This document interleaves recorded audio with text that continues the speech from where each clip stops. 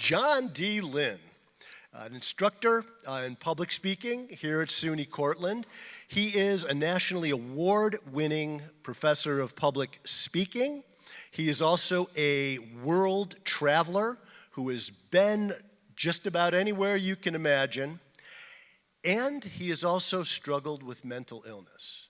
But John feels that the success he's had has been because of mental illness, not in spite of it. So I'd like to introduce him. Give a hand to John. Thank you, Bud. Oh, you got the mic. Yes. Mic check.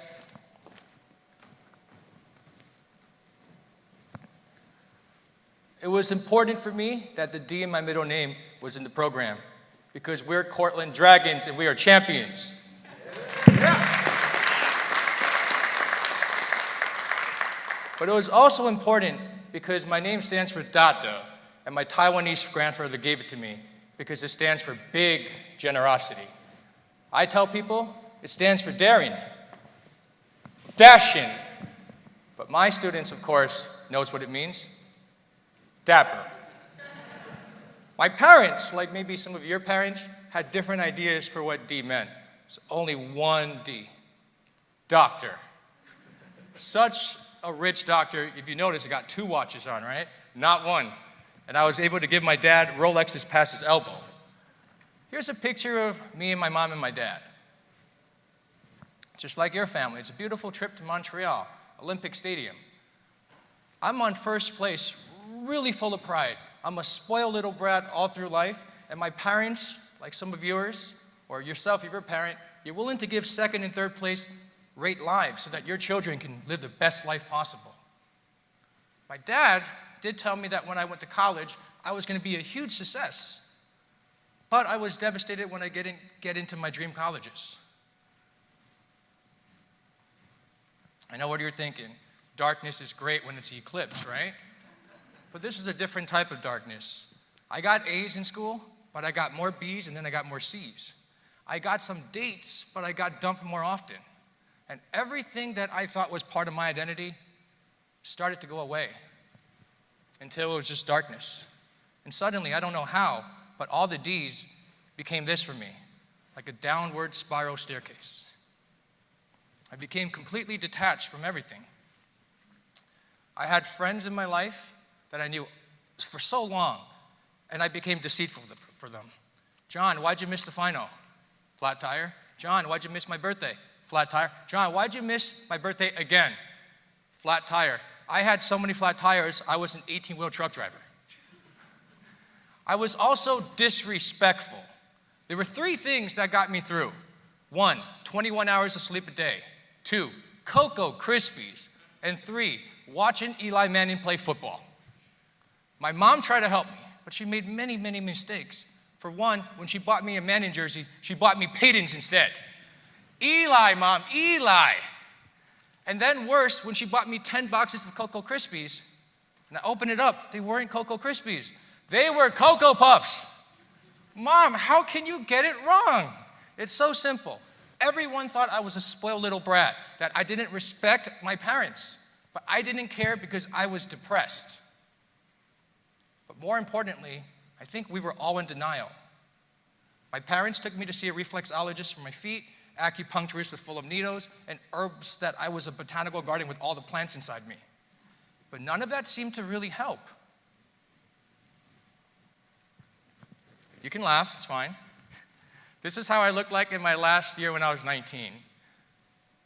For some reason, though, if you think it's good looking, don't worry. That's a picture of my driver's license. But the one time I thought that it was too much was when I became destructive. This is Gaudry Ama. She's my cute grandmother. And we were inseparable. 21 years we were roommates.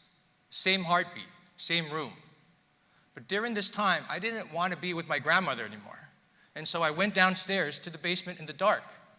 For a week, she would come down and just ask if I was okay. And I would just say, "Zao! Go away." Finally, one day, I hear her walking a little bit slower. And then she comes up to me and she says, Jiang, 你敢被我招去 Taiwan? John, do you want me to go away to Taiwan? And I just looked her in the eyes and I said, 我不管现在啦，这里找。I don't care. Do whatever you want. Go away. And I just felt like my grandma's heart and every single part of her bone just snapped right there. And I never crossed that line before. And that's when I realized I need help. I'm ashamed to talk about this, but what's the point of me sharing this spotlight right now on stage if I don't break the stigma about mental health and break that silence? 50% say that they are ashamed to talk about mental illness if they were diagnosed, and 50% say they don't know how to talk about it. If you're going to have a mental breakdown or a struggle, 75% is going to happen before the age of 25. And so yes, we should tell the next generation about AI, but we should also tell each other about how we feel and our emotions and what bothers us. And I wish I was alone, but I'm not based upon these numbers. When I knew it was time to go to the psychiatrist, after an hour, he looked at me and he says, you have to take these pills. This isn't real mental illness. What if I don't? You are going to suffer. But I suffered with enough shame and stigma that I refused to take it. And because my name is John, I used the toilet. I flushed 30 times every single pill down. But not even 3 days later, I'm back and I said, look, I don't care if my insurance doesn't cover it. Give me something for the pain. I swallowed the pill. I swallowed my pride of what pride I had left. But what happened was, after about a month and a half, the pills just completely stopped working. It was like one day, I had an elevator in my head, just went up, down, ping pong ball everywhere. I didn't know what was going on. So I went back to the doctor and said, what is wrong with me? He looked me in the eye and says, I think you're bipolar. My mom was like, what do you mean? There's a mental illness for you being too high and happy sometimes? Those words devastated me because in Asian culture, and maybe your cultures as well, mental illness is not real and it's something you don't want to talk about. What happened to me? So when I went home, days passed and I didn't think the medication worked. And for the first time in my life, while all my friends were thinking about how great their lives past 20 would be, I didn't think I was going to make that number. So I started to take everything out of my room. Everything. And then I came across a guitar. There was this one kid in my gym class. I was quarterback and everything I threw, he caught. And I remember that one time he said, John, don't throw the ball too hard at me because I want to play guitar one day. I called him up in the phone book and I just said, hey, it's me, John. Look, I have a guitar I don't need anymore. I want to give it to you. We met up at Dunkin' Donuts about 10 p.m. after work. I gave it to him and I was about to leave. And he just says, wait, why are you giving this to me? It's brand new. For the next 23 days, he and I went to Dunkin' Donuts at 10 p.m. until sometimes 4 a.m. And he would just listen to me. This is the first time that I didn't feel judged or I wasn't getting advice or any guidance for my life. He just listened. And I cried in front of this kid that I barely knew. I brought photo albums from when I was a baby all the way till now, and I just said, what happened to me? I want to reclaim my identity. He just listened. So my challenge to all of you is Android or iPhone, Macs or not, throw away your phone for 58 minutes and just challenge yourselves to listen. Challenge yourselves to talk. And I guarantee you the last 2 minutes you won't even realize and you won't care about the next iPhone 15 or 16 anymore. Now, I don't know if it was a combination of the meds starting to work or as my friend helping, but I started to feel so good as a college dropout. It was the best life. You're all worried about passing tests, right? I was worried about passing state lines driving. I went from Chicago to Michigan all the way to Vegas. I had as many Cocoa Krispies as I wanted now, and I wore my Eli Manning jersey. Most importantly, I spent my time with my grandma all day for 2 years. And I finally got a chance to take care of her like she took care of me. To this day, those are still the best years of my life. Until my grandma died. And I lost my identity again. This time I was no longer a beloved grandson. It was that much silence, but multiply that by maybe a year or two. And then suddenly, ring, ring. It's my sister. That we're estranged now because I was tired of all the things that she was saying. You got to have more willpower. You know, you're not weak. You can do it. Go get him, Tiger. I was about to hang up on her, but she just said, wait. Diti, little brother, if you don't know what you want to do in school, because it's almost been 3 years, get good at public speaking. At work, people don't know how to explain an Excel sheet. They don't know how to express their emotions. I needed to reclaim something, so I just ran with it.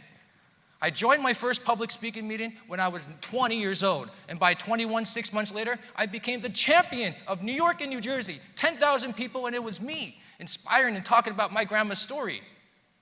I was one win away from going to the World Championship in public speaking. I'll be the youngest ever. But then regionals happened. 3rd place, 2nd place, 1st place, not me. And yes, there was no Steve Harvey this time making a mistake. And suddenly, it just crashed down again. Why does this remain white? Well, first, I have to say, I love you, Amy, my sister. Because despite the hurt that we've been through, we're trying to heal. If it wasn't for her advice, I wouldn't be here on stage today, speaking. And I wouldn't have had over the first 100 classes that I taught in public speaking as a professor. My students have gotten me through all the ups and downs. For half of my life, I've been on medication now. And I've taken and stopped taking my medication 13 times. But I want you to know, if you have to take medication or if you need help, it doesn't change your identity. It doesn't change who you are. It doesn't matter what other people say. It matters what you tell yourself. And even if your loved ones tell you something you don't want to hear, it doesn't mean they don't love you. Sometimes it just means that they love you too much. They don't want to see you hurt. My students have inspired me so much with all the diversity that I've had, that I've been able to travel to 124 countries now. It's a life that I never thought was possible at 20. And so today, I don't want you to think of me as a public speaking professor or a world traveler in spite of my mental illness, but because of my mental illness, because that's what brought me here today. People always say that, John, you put your heart on your sleeve. So I'll do even better.